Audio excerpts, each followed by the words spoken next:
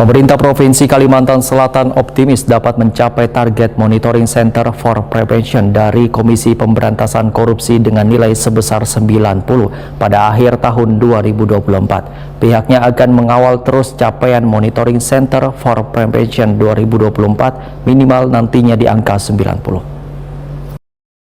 Pemerintah Provinsi Kalimantan Selatan optimis dapat mencapai target Monitoring Center for Prevention dari Komisi Pemberantasan Korupsi dengan nilai sebesar 90 pada akhir tahun 2024.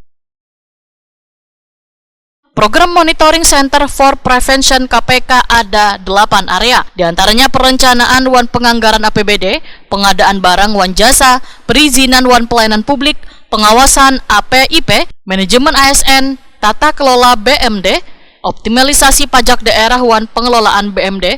Demikian dipadahkan staf ahli bidang ekonomi wan pembangunan Setda Provinsi Kalimantan Selatan Agus Dianur wayah memimpin rapat evaluasi capaian Monitoring Center for Prevention tahun 2024 di ruang rapat PM Nor Kantor Gubernur Kalimantan Selatan di Banjarbaru, Kamis 21 November 2024.